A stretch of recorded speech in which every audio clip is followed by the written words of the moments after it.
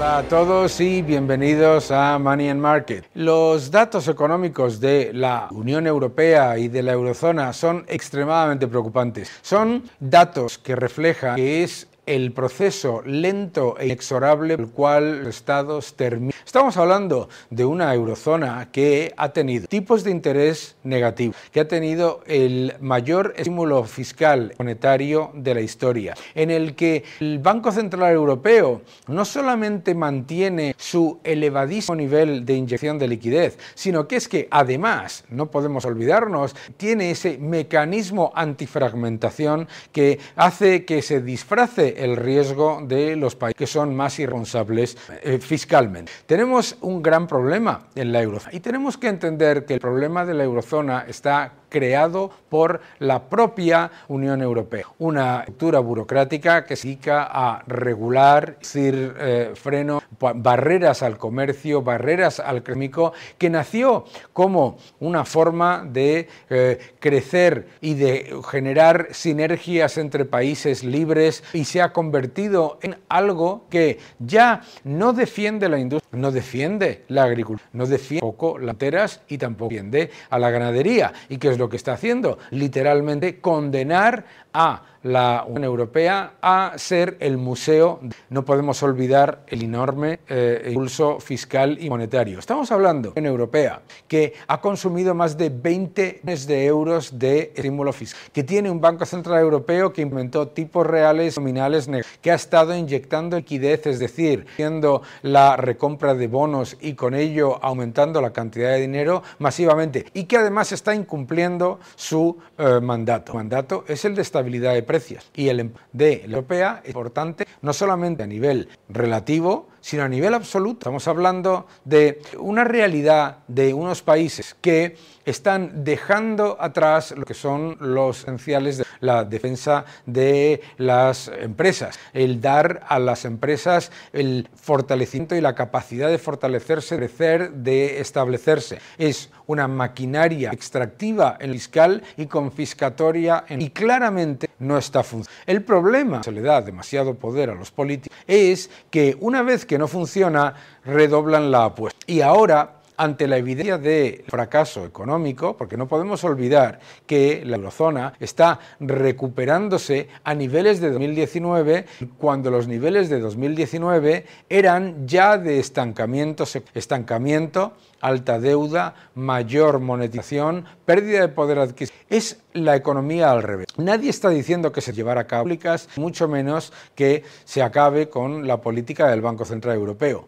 Pero lo que está ocurriendo en Europea es que se está mirando la economía al revés. Si fuesen los estados mental y no las empresas, como si los estados, maquinaria burocrática, fuesen el pilar de crecimiento, no lo son, absorben crecimiento. Y además está claramente reflejado en los datos, es que se pone por delante al Estado, se pone por delante la política monetaria y política fiscal y fiscatoria y termina por lograr la productividad, el tamaño empresarial. Hemos perdido la lógica por la realidad de que se está poniendo mayor traba a no solamente el crecimiento empresarial, sino también a la libre expresión, que es otro elemento importante, atacar la libertad de expresión precisamente para que a la burocracia que lleva a cabo una política no funciona, pero la destrucción del tejido industrial en Alemania, Francia, décadas de estancamiento entre los... Mientras tanto, en Argentina vemos cierta esperanza, y vemos cierta esperanza porque han pasado varias cosas muy diferentes en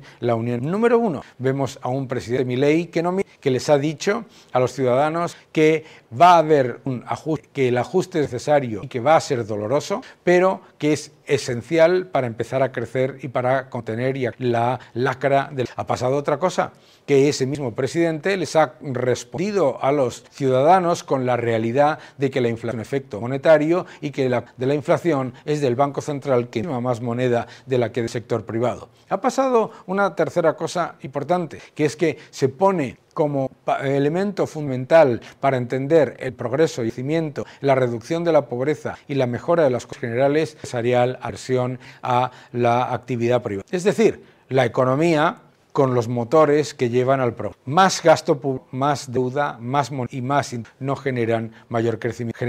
Y el riesgo que corre la eurozona es determinar como una especie de museo del mundo sin las capacidades de competir en global, que cada vez de más innovación, de más atractivo empresarial y de más apoyo.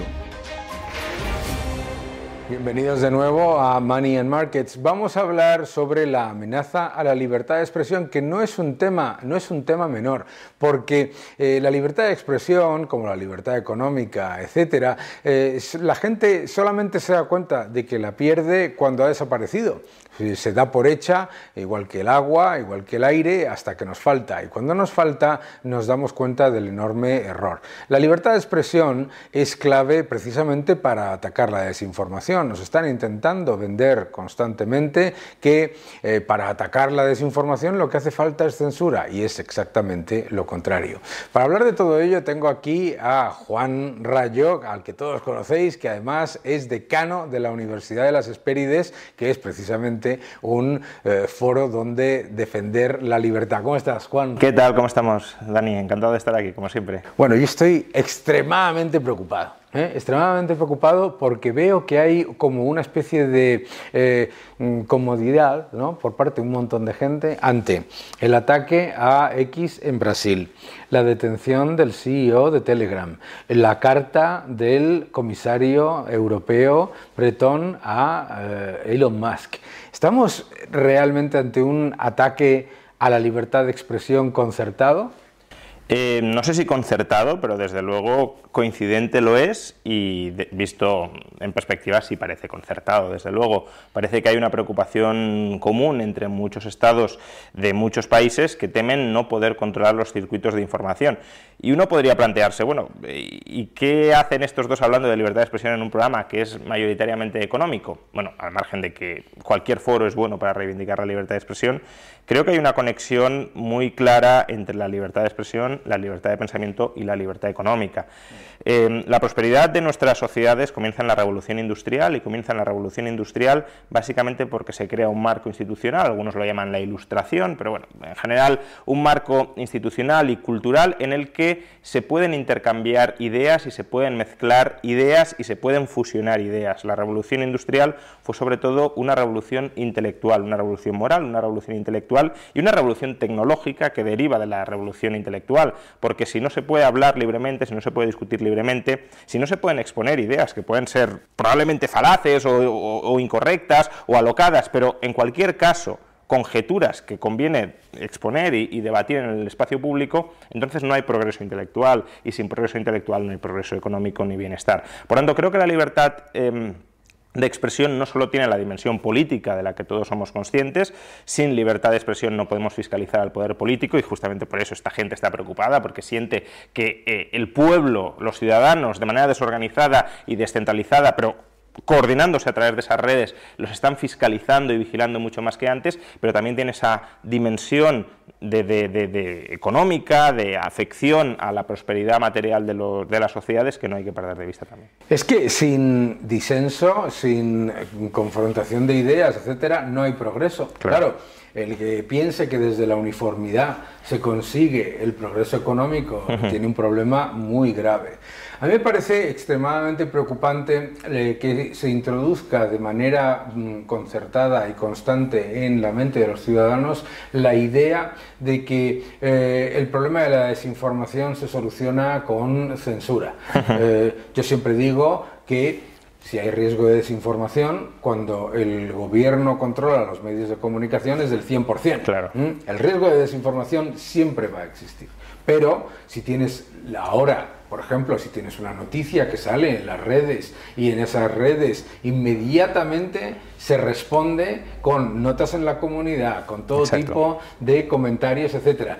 Me parece que no es que quieran contraponer la desinformación, sino que quieren controlar la desinformación. Sí, quieren el monopolio de la desinformación, ¿no? A ver, aquí hay dos temas. Uno, aun cuando el Estado fuera una organización angelical y que funcionara perfectamente, sería muy problemático, de hecho imposible, censurar asegurándote de que lo que estás censurando es verdaderamente desinformación.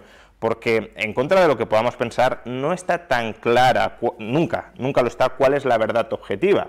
Incluso uno podría decir, bueno, pues apelemos a la ciencia. Bueno, justamente la ciencia va evolucionando, va cambiando, y los paradigmas que a lo mejor eran válidos hace 100 o 200 años, hoy son, o hace una década, o hace 5 años, o hace un año, hoy son inválidos o parcialmente inválidos. Recordemos toda la desinformación que hubo durante el COVID, y mucha de ella venía avalada por la ciencia. No es que fuera desinformación contra la ciencia, sino desinformación que venía supuestamente del consenso científico y que gracias a las redes se pudo combatir. Pero, claro, si uno dice, no, petrifiquemos ahora mismo el estado del arte, el estado de la ciencia, y a partir de esa petrificación, todo lo que sea aparte censurado, porque es desinformación, es mentir, son bulos. Pues ahí tendríamos un problema muy grave, que es que no hay, como decía antes, progreso en el conocimiento científico, en la discusión, y estaríamos en muchos casos censurando informaciones que pueden ser verdad, pero que atentan contra el paradigma dominante, que es el incorrecto. Pero es que además, aquí caemos claramente en la falacia del nirvana, ¿no?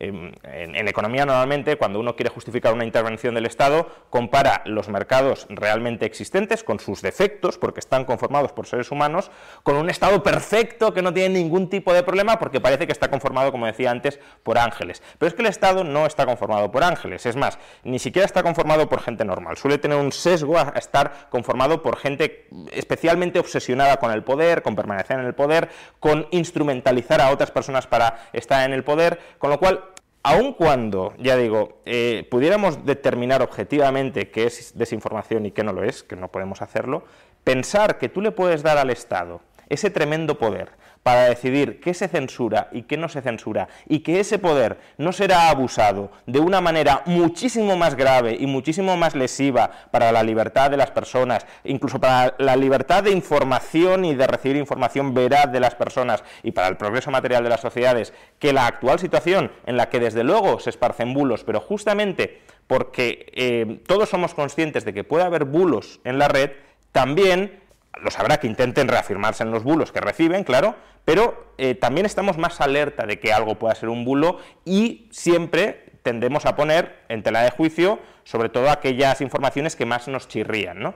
Pero claro, con el Estado se generaría esa uniformidad de la que hablabas antes, solo una doctrina, que es la oficial que marca el Estado, y sería no la doctrina de la verdad, sino la doctrina de la propaganda del poder político, que le interesa institucionalizar en un momento dado para tener controlada a la población. Porque es que si controlas la libertad de expresión, controlas la libertad de pensamiento, porque te están colocando las ideas en la mente, y controlando la libertad de pensamiento controlas la libertad de acción, y eso es lo que quiere el político, controlar la acción de las personas, que le vote o que al menos no se rebele contra las injusticias y los abusos de poder del Estado. Decía hace poco un artículo de un economista cercano al gobierno español que claro, que es intolerable que la percepción de la economía de los ciudadanos sea negativa cuando los datos son empíricamente excepcionales, y por lo tanto, como los datos oficiales son buenísimos, el hecho de que los ciudadanos consideren que la economía no va bien es porque hay desinformación. Es curioso, ¿verdad? Es curioso. Yo creo que en esta afirmación hay muchos problemas, ¿no? El primero es qué porcentaje de gente considera que la economía va mal o está en una situación precaria, ¿no? Y probablemente estemos hablando del 20, 25, 30%, no mucho más, no tengo las cifras en la cabeza, pero desde luego no es la mayoría de la población. Entonces, ya de entrada, que un gobierno diga, oye, tenemos un problema porque hay un 10, un 15% de la gente que no piensa como nosotros, y es como decir, oiga, que todo el mundo, absolutamente todo el mundo, tiene que estar con la camiseta de Pedro Sánchez diciendo ¡viva Pedro Sánchez, qué buen presidente es! Oye, que ya tienes un porcentaje muy importante de la población que percibe que la economía va bien, con razón o sin ella, pero lo percibe. Entonces, que haya una minoría que no, tanto te preocupa y consideras que ni siquiera eso tendría que existir. Eso es lo primero. Lo segundo es que las cifras de PIB y de empleo, con todos los matices, es verdad que evolucionan bien, pero el PIB no es en sí mismo la cifra que es relevante para correlacionar con el bienestar de las personas. Lo es, al menos en primera instancia, el PIB per cápita. Y el PIB per cápita de España ha exhibido una evolución en los últimos 17 años bastante mediocre. Es decir, en 17 años ha crecido un 4%, prácticamente nada. Entonces, además, que haya crecido un 4% en términos promedio, significa que habrá gente que habrá crecido más y que estará bastante mejor, pero mucha otra que estará igual o muchísimo peor que hace casi 20 años. Entonces, que tengas masas de la población que durante casi 2 décadas hayan visto sus estándares de vida estancados, obviamente a esa porción de la población, que a lo mejor es el 20, el 25, el 30% del que hablábamos antes, por supuesto que no va a ver el panorama económico con mucho optimismo y con mucha excepcionalidad. Lo que va a tender a ver es, oye, llevamos 20 años con los estándares de vida estancados, pues yo ya me he acostumbrado a que esto sea así y el futuro lo veo más o menos igual de gris que el pasado. Con razón o sin ella, a lo mejor tenemos un futuro excepcional, no lo creo por desgracia, pero bueno, podría ser, pero es lógico que la percepción después de 20 años con la renta per cápita, no el PIB, aunque casi también, pero con la renta per cápita estancada, pues sea una percepción bastante grisácea para mucha gente. Y uno se podría plantear, ¿y cómo es posible que el PIB vaya tan bien, bueno, también esté creciendo y la renta per cápita esté más bien estancada? Pues porque parte del motor de crecimiento y de la creación de empleo es de la inmigración, que eso es otro debate, no es per se criticable ni mucho menos, pero claro, lo que nos interesa no solo es que la tarta crezca porque hay más gente dentro de la economía, sino que cada persona que hay viva mejor. Y eso es lo que no estamos consiguiendo porque, entre otras cosas, la productividad de la economía española lleva 30 años estancada. Y en España, durante los últimos ya no 20, sino 30 años, que se dice pronto, nuestros estándares de vida solo han mejorado o porque en una familia trabaja más gente o porque la gente que trabaja más horas, pero no porque en términos generales seamos más productivos. Entonces, sí, incluso esa parte de la renta per cápita que ha aumentado, en 30 años lo ha hecho, y en los últimos 17, ese 4%, es sobre todo atribuible a que la gente trabaja más. Entonces, tampoco es que sea, vale, sí, tenemos más ingresos, está bien, pero más ingresos a costa de menos socio, ahora que están diciendo de hay que bajar la jornada. Bueno, pues todo el crecimiento que hemos tenido es por mayor intensidad en el uso del factor trabajo, no porque seamos más productivos. Y eso, desde la perspectiva del bienestar material de un país, desde luego es deplorable. A mí, además, me preocupa que cuando se introduce este mensaje se habla constantemente el consenso. Sí, claro. El consenso dice, y por lo tanto lo dice el consenso, primero, ¿qué es el consenso? Segundo, ¿cómo se mide ese consenso? Y tercero, ¿y qué? ¿No? Claro, pero también fíjate que en esto... esto lo comentaba el profesor Bastos el otro día y creo que es bastante interesante. Por mucho que hablen de consenso, yo creo que ellos saben que ese consenso cada vez tiene menor credibilidad, probablemente porque hayan abusado demasiado de ese término para darle puñetazos a la realidad que percibe la gente, ¿no?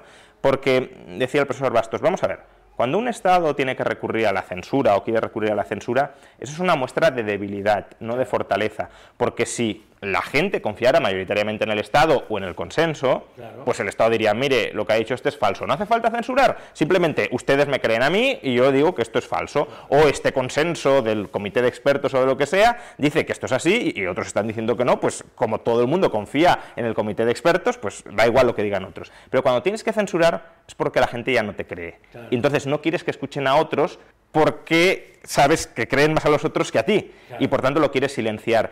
Y entonces todas estas apelaciones al consenso, de no, solo hay una forma de pensar y solo hay una información y una opinión válida sobre este punto, esconde esa debilidad de tenemos que dar la apariencia de que la razón está de nuestro lado y de que además es incuestionable que la razón está de nuestro lado, porque vamos a ver, todos creemos, al menos provisionalmente, que la razón está de nuestro lado. Es decir, si defendemos algo es porque creemos que eso es correcto, no porque creemos que es incorrecto.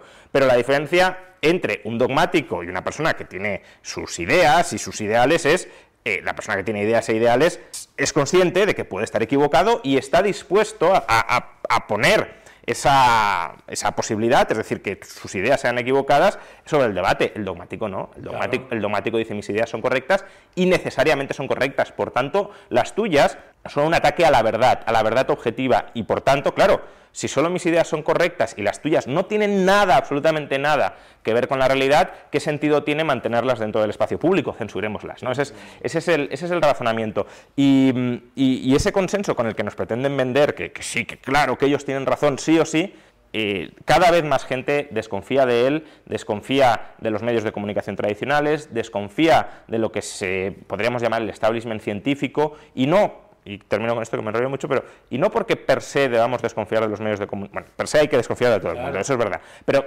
que no creo que los medios de comunicación o el establishment científico per se sea malvado y haya que desconfiar de él, o haya que confiar en todo lo que no es medios de comunicación o fuera del establishment científico, ni mucho menos. Pero se ha abusado políticamente tanto de estas instituciones para justamente expulsar del espacio público otras visiones políticas legítimas, pero que rivalizaban con esta. Pedro Sánchez eso lo hace mucho, ¿no? Claro. Todos los que no están con él son negacionistas de la ciencia.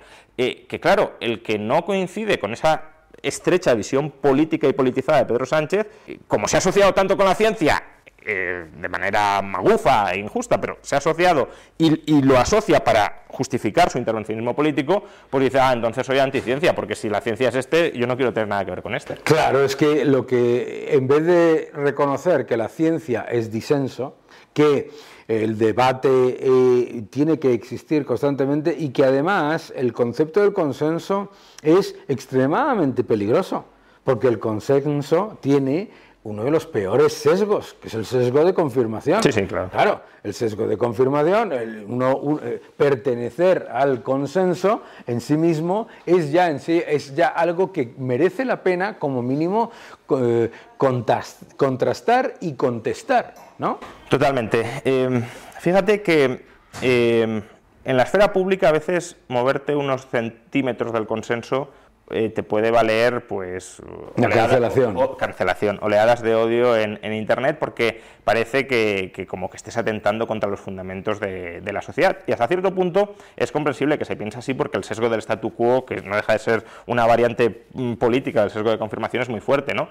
Como yo solo he conocido esto, o como me interesa defender lo que he conocido, claro, cualquier cosa que se salga un poquito del tiesto, pues supone un cambio de base en mi modo de vida y en mi sociedad idealizada, ¿no? Pero justamente, y volviendo a lo que decía al principio, la ciencia es un ámbito donde todo se ha de poner permanentemente en cuestión.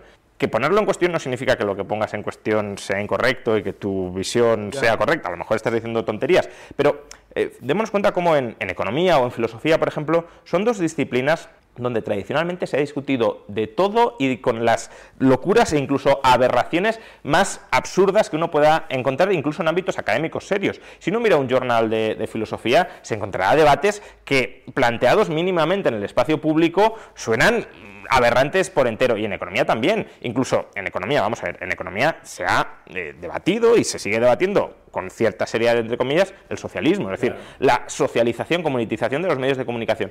¿Qué problema hay con debatirlo? A mí me parece una absoluta aberración, un disparate grotesco, pero claro que hay que debatirlo si alguien plantea esa cuestión, y hay que mostrar por qué ese sistema no funciona. Y el ámbito de hacerlo es el ámbito de la ciencia, en este caso de la ciencia económica, o bueno, también de la filosofía, etcétera. Pero incluso aquí se nos quiere cancelar. Bueno, no digo a nosotros en particular, en general. ¿Cómo que no? Claro que lo podemos decir. Sí, pero digo que muchas veces la cancelación no es solo a un determinado tipo de ideas, en este caso las liberales. Hay muchas otras ideas que incluso son antiliberales, que también son objeto de cancelación, porque todo lo que se sale del consenso socialdemócrata, de izquierda, posmoderna, etcétera, actual, parece que debe ser objeto de cancelación, ¿no? Incluso posturas de la izquierda tradicional más duras y más antiliberales también pueden ser objeto de cancelación si no encajan en este reducido y estrecho consenso, ¿no? Entonces, que se nos quiera cancelar a todos los que no nos sumamos al consenso dominante, básicamente lo que supone es estrechar el ámbito del debate. Y por eso, como decías antes, hacen falta universidades donde eso no suceda, donde el ambiente universitario tradicional, que es aquí se puede hablar de todo, aquí se puede debatir de todo, puedes decir lo que te dé la gana, que no te vamos a castigar. Te podremos decir que estás equivocado, obviamente, o que no coincidimos contigo, pero no te vamos ni a expulsar, ni te vamos a silenciar, ni te vamos a ridiculizar por el hecho de que estés diciendo eso, porque puedes plantear objeciones a lo mejor disparatadas, pero con buena fe y porque crees que son correctas. Eso es imprescindible, ¿no? Y en Hespérides, pues, hemos rescatado un poco ese modelo tradicional de universidad donde se puede hablar de todo. Es verdad que los fundadores, ¿no?, somos un grupo de personas, de empresarios, de inversores, que quizá ideológicamente estamos más sesgados o más orientados hacia el liberalismo, pero en la universidad no solo es que acojamos a todo tipo de alumnos, sino que fomentamos internamente todo tipo de debates, también críticas al liberalismo, porque es que además, y esto yo hace mucho tiempo que lo digo y mucha otra gente también, ¿no? Incluso los marxistas lo decían, cuidado, para verdaderamente fortalecer un sistema de ideas, tienes que exponerlo a la crítica. Por tanto, las críticas honestas, por supuesto, porque hay muchas críticas que son puramente deshonestas y que no buscan nada, pero las críticas honestas, si bien hiladas, son fundamentales para que un sistema de ideas progrese, se adapte a los tiempos y vaya mejorando. Y en la Universidad de las Hespérides, donde se pueden estudiar títulos oficiales de economía, de derecho, bueno, de prácticamente todo, no solo impartimos pues estos grados a la luz pues de la teoría, por ejemplo, el grado de economía, ¿no? Pues de las mejores ideas económicas existentes, sino que además también buscamos que las críticas a esos paradigmas que pueden ser más o menos dominantes o más o menos reforzados, también se expongan internamente y se teste hasta qué punto esas ideas resisten o deben ser sometidas a revisión. Y yo tengo una teoría, es que tú has dicho, el marxismo antes también buscaba el debate y la libertad y el etcétera. Pero yo creo que nunca. Lo que ha pasado es que cuando el consenso estaba conformado por las ideas conservadoras, el marxismo defendía la libertad. En el momento en el que el consenso ha estado impuesto por las ideas socialistas, ahora lo que busca es la cancelación y el veto. Y yo creo que esto es importante porque, claro, hablabas de qué maravilla escuchar de una universidad donde se permite todo eso. No solamente se está hablando de la cancelación y el veto por unos paradigmas establecidos, sino la autocancelación y el silenciamiento, porque se está introduciendo constantemente la aleatoriedad en lo que es ese consenso también, ¿no? Sí, claro, básicamente convertirte en una oveja, ¿no? Claro. Es decir, yo no tengo ideas propias, me subo a lo que diga el rebaño, porque así seguro que no me equivoco, ¿no? Como no sé cuál es el contenido del consenso, yo ni siquiera tengo ideas que coinciden con las del consenso, sino que yo subcontrato mis ideas a lo que en cualquier momento esté diciendo el consenso, ¿no? Básicamente un hombre masa como tal. Sí, lo que dices del socialismo es cierto. Yo de todas formas estaba pensando en algunos intelectuales socialistas, como por ejemplo Bukharin, que luego justamente fueron purgados por los socialistas, ¿no? Porque ellos probablemente sí entendían una cierta importancia, aunque bueno, es verdad que al pensar que esto es muy socialista y confluye hacia lo que tú decías, ¿no?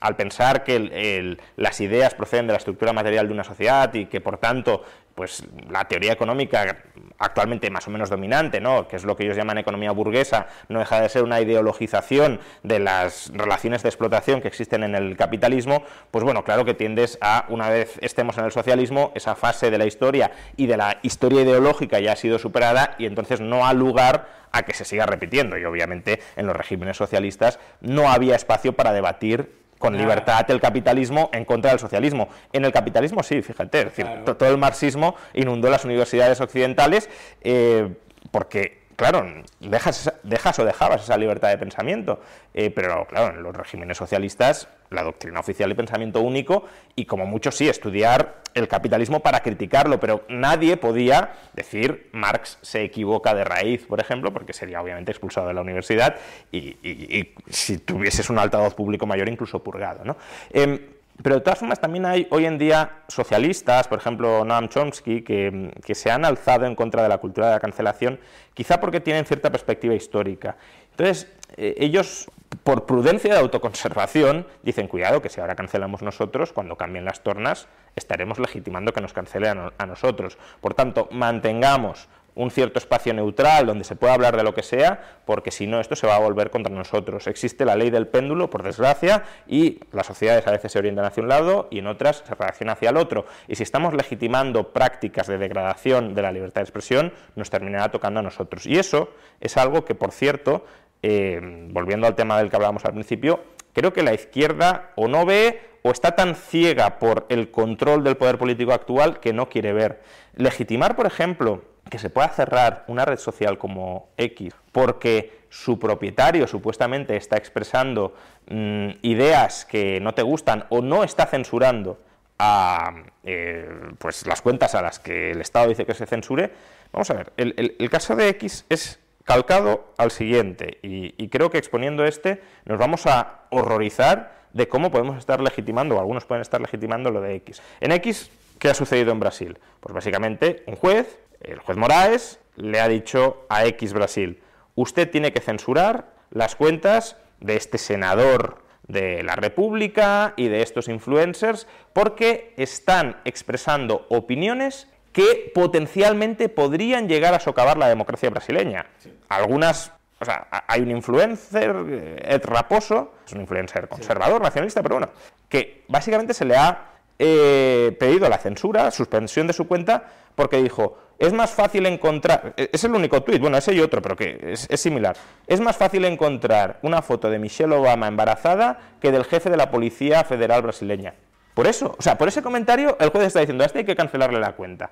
Bueno, entonces claro, Elon Musk dice: yo no cancelo yo no cierro estas cuentas. Y el juez está diciendo: bueno, como usted, su página web, su red social es accesible desde Brasil, se tiene que someter a lo que yo le digo. Y si no se somete, porque claro, X no tiene ni activos en Brasil, ni personal en Brasil, entonces, ¿cómo el Estado brasileño puede obligar a X a hacer algo si no tiene nada dentro de Brasil?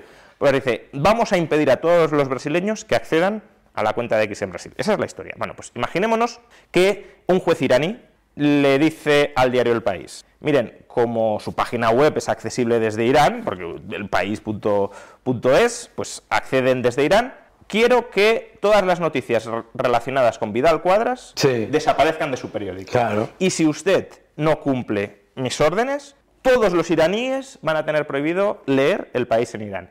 ¿Eso sería legítimo? Pues los que están diciendo que en Brasil lo es, también deberían decir que esto es legítimo. Y creo que así vemos la monstruosidad de ataque a la libertad de expresión y de información que eso supone. Y eso lo vemos tú y yo, excepto toda la cantidad de gente que dice: ¡ah, qué buena idea!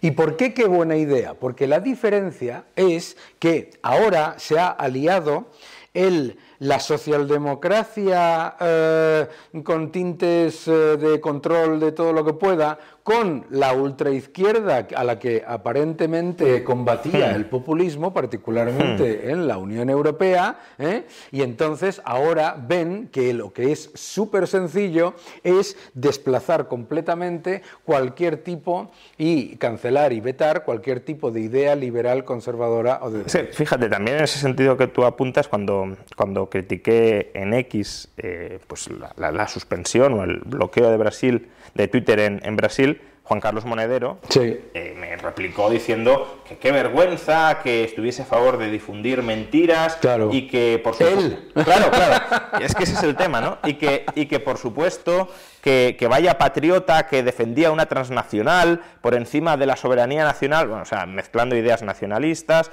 con ideas censoras, pero... Vamos a ver, Juan Carlos Monedero, es lo que le contesté allí, no es ninguna novedad. Juan Carlos Monedero, que desde hace mucho tiempo, pero desde luego desde hace mes y medio, dos, 3 meses, se ha convertido sin ningún tipo de complejo y sin ningún tipo de ambigüedad en un propagandista del régimen de la tiranía chavista, que está desinformando continuamente sobre el proceso electoral venezolano, que está mintiendo, y yo creo que conscientemente, que está mintiendo sobre ese proceso electoral, porque él mismo decía: el CNE va a publicar las actas en breve y por supuesto antes de que pasen 30 días, como siempre ha hecho. Bueno, no lo ha hecho el CNE, ni 30 días naturales ni hábiles, por si hubiese dudas en la interpretación legal, y no ha dicho: oye, aquí hay una irregularidad. Porque él podría decir: yo me sigo creyendo el resultado que ha dicho el régimen, soy muy ingenuo y me lo sigo creyendo, pero está claro que aquí pasa algo raro, porque siempre se habían publicado las actas en los 30 días siguientes a la proclamación de los candidatos y ahora no ha sucedido, y yo estaba convencido de que iba a suceder y me habían dicho que iba a suceder. Pero no dice nada de esto. Claro. Entonces, si no dices nada, cuando tú mismo te has expuesto y te has ligado a una idea, es porque sabes que estás ocultando información, que estás induciendo error o que estás mintiendo. Entonces, que él legitime la censura de los que mienten como algo fundamental para preservar la democracia, cuando él sabe que está mintiendo, primero, no solo es de un cinismo extremo y de una hipocresía extrema, sino también, como decía antes, de una ceguera extrema. Porque cuando cambian las tornas, si es que cambian, que cambiarán, uno de los primeros candidatos a ser censurado, y con razón en función de la norma que él está estableciendo, es él mismo. Claro. Entonces, o no valoras nada tu libertad de expresión, o confías en que los otros nunca van a tener el poder, lo cual también es muy inquietante. Eso es lo más preocupante, porque la realidad es que, claro, cuando nosotros hablamos de libertad de expresión, hay un montón de gente que considera que hay un beneficio personal, político o profesional de pertenecer al comisariado político. ¿Y qué es lo que ocurre? Que no se dan cuenta de que son los primeros que van a sufrir las purgas. Muchísimas gracias, Juan. Muchas gracias, Dani, por venir a tu programa, como siempre, y nos seguimos viendo. En este programa siempre tenemos el enorme lujo de contar con un vídeo de José Ramón Riera, uno de los grandes economistas de nuestro país, en el que nos explica un dato que nos debería preocupar a los españoles, especialmente. Atención, no os lo perdáis. Hola Daniel, hoy para Money and Markets, en el primer programa de esta nueva temporada, te traigo un 2x1. Te voy a dar dos datos para todos los espectadores de Money and Markets que creo que van a ser tremendamente interesantes, explicar cuál es la situación en estos momentos que tiene en sí por delante la Unión Europea. Tenemos un nuevo Parlamento, dentro de poco tendremos una nueva Comisión Europea y hay una cosa que está clarísima: la Unión Europea está dando pasos hacia atrás, está perdiendo terreno, está perdiendo competitividad, y dos de los grandes motivos por los cuales está perdiendo terreno en actividad son por los siguientes. El primero, y muy importante, las horas trabajadas por los trabajadores de la Unión. Si miramos con respecto a 2015, hemos perdido horas trabajadas por trabajador, casi el 2% de las horas trabajadas. Pero esto es un continuo, no hacemos otra cosa que reducir el número de horas trabajadas. Es decir, no solamente lo estamos haciendo en España, Europa está en una situación muy parecida. ¿Y por qué se está produciendo esto? Evidentemente son decisiones políticas que afectan directamente a las organizaciones, a las industrias del trabajo. Con lo cual, ¿qué sucede? Pues tenemos los datos, el último dato de Eurostat nos dice que en el año 2020 respecto al 2022 hemos vuelto a caer otro 0,2 las horas trabajadas. El gran problema es que en el 2015 12 de las 27 miembros de la Unión Europea estaban muy por encima de la media de la Unión. Hoy están solo nos quedan 6 países. El resto está en pleno declive. Para que te hagas una idea, España solo en el último año ha perdido el 1,6% de las horas trabajadas por trabajador, y Alemania todavía ha perdido un poquito más que España. España se coloca en el puesto número 22 en pérdidas en este tema.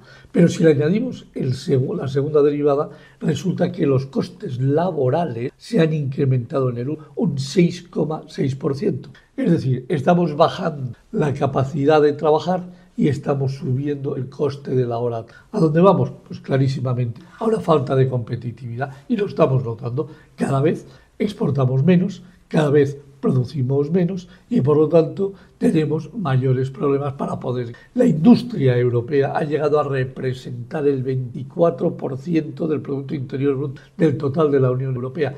En estos momentos representa escasamente el 20%. Alemania ha llegado a representar casi el 30%. Ahora está en el 24% y cayendo en picado. Y uno de los motivos clarísimos está, pues eso, que estamos perdiendo competitividad a la hora de producir.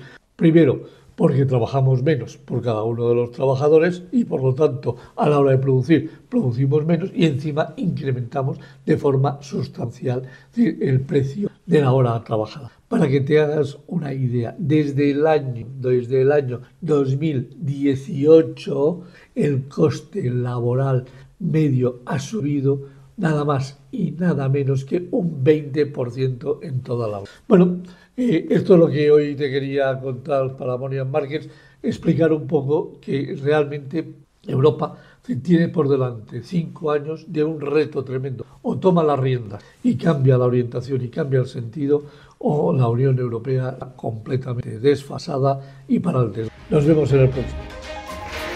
Atención, porque nos enfrentamos a una ralentización económica muy importante y a un periodo de destrucción monetaria que no va a tener precedentes. Por lo tanto, es muy importante estar preparados. Prepárate, porque lo que viene es muy, muy importante. Vamos a analizar algunos gráficos y en este primer gráfico cortesía de JP Morgan lo que vemos es cómo nos estamos acercando a una recesión en Estados Unidos. Bien, ¿por qué nos importa la posibilidad de una recesión en Estados Unidos? Número uno, porque Estados Unidos está ya en lo que es una recesión del sector privado. Lo hemos visto en muchos indicadores económicos, la confianza del consumidor, los datos de la Universidad de Michigan, los datos de lo que son los PMIs, adicionalmente la pérdida de poder adquisitivo de las familias y el empeoramiento del tejido empresarial de las pequeñas y medianas. Se está notando ya en los datos de empleo. Y ojo,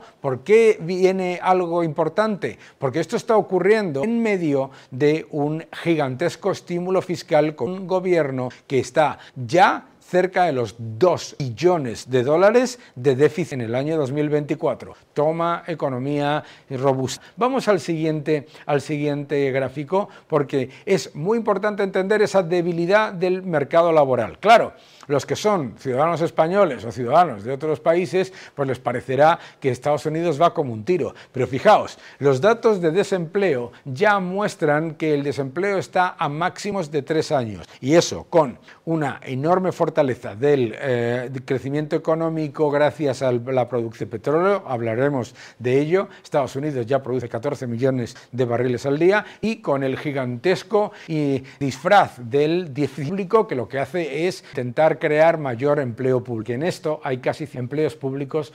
Importante, ¿por qué? Porque el dato de la participación laboral, el empleo con respecto a la población, el desempleo y también los salarios reales, que son los que importan, reflejan la debilidad de ese Bidenomics, ese Harrisnomics o Kamalanomics, como lo quieran llamar, que está siendo un fracaso para los norteamericanos. Vamos al siguiente gráfico que nos muestra esa debilidad. Fijaos el debilitamiento de los índices de